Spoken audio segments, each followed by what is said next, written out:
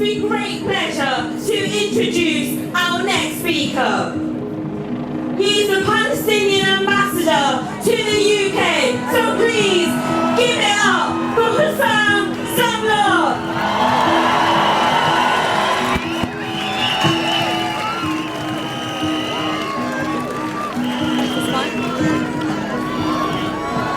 London,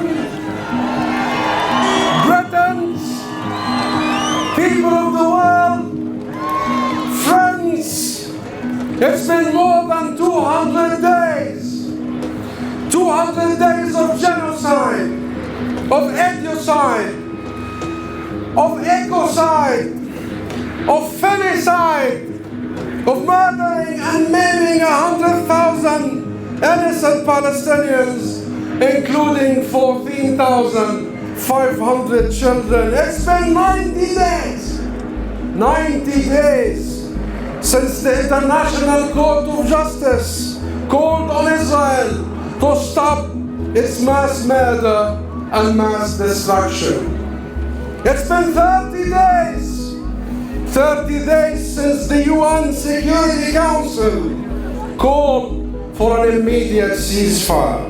Yet, we have more mass murder, more mass graves, more mass destruction, more mass famine.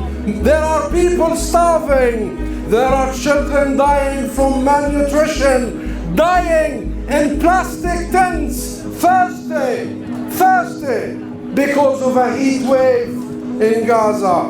There are families being blown up in their homes, aid workers, health workers, teachers, journalists, poets and engineers, mothers and fathers, sons and daughters murdered daily, and not just in Gaza, but all over occupied Palestine, and not just by the occupying army, but also by the settler terror militias all over the occupied West Bank. And what are governments doing? What are governments doing? Nothing! Nothing! There is no ceasefire!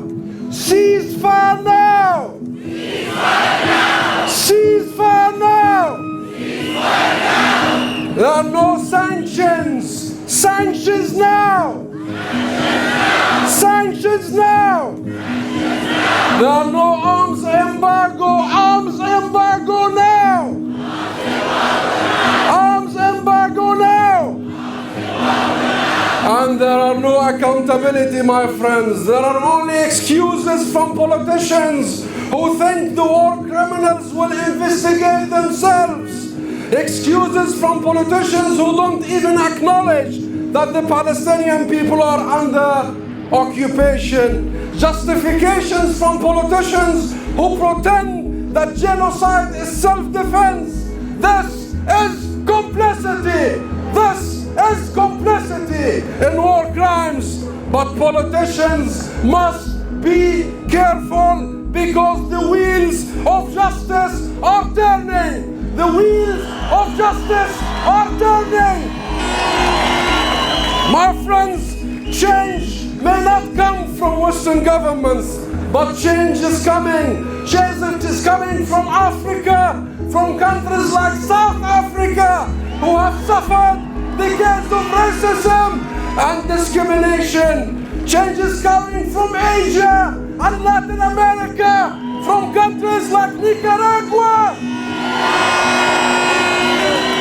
which launched its own investigation in the ICJ against countries complicit in Israel's genocide in Gaza. Countries like Jamaica, who recognized the state of Palestine last week, applaud Jamaica.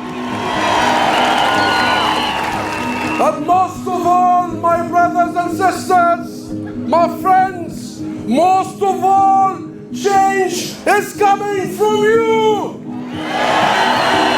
You and the millions like you who have taken to the streets to protest week after week, month after month, for nearly 7 months now, in London, all across the UK, all over the world, Change will come from students in America, in Europe, in the UK, and all over the world who no longer accept gross injustice. Please join me in applauding the brave students of Columbia, of Harvard, of Yale, of Ohio, of Texas, of NYU, of George Washington, of Edinburgh here, of UCL, all over the world.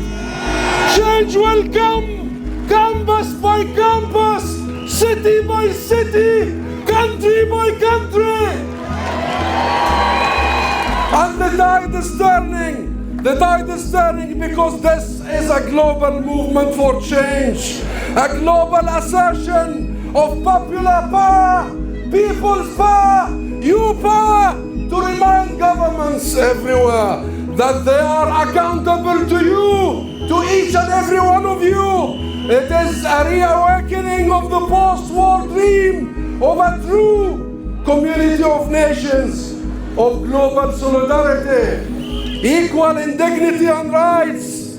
This is Palestine's moment for a global justice. This is Palestine's moment for equality. This is Palestine's moment for freedom and justice. And we all have a choice right now. Where do we stand? What choice do you make? Occupation or liberation? Exile or return? Apartheid or equality? Oppression or freedom? This is the time. This is a moment in history. A moment your children and grandchildren will look at you and ask, where did you stand? And you will tell them, I stood tall and proud with Palestine, with freedom, with liberty, with justice. What do you want? What do you want? When do you want it?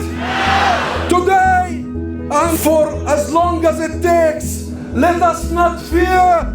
Let us not waver. Let us join forces. There are times when we merely survive, but this is a time when we rise, when we stand up. This is our time to stand up. One people, stand for one another, walk with one another, struggle with one another, and to believe, every one of us believe that there is a better tomorrow for Palestine, for all of us. So raise your voice louder.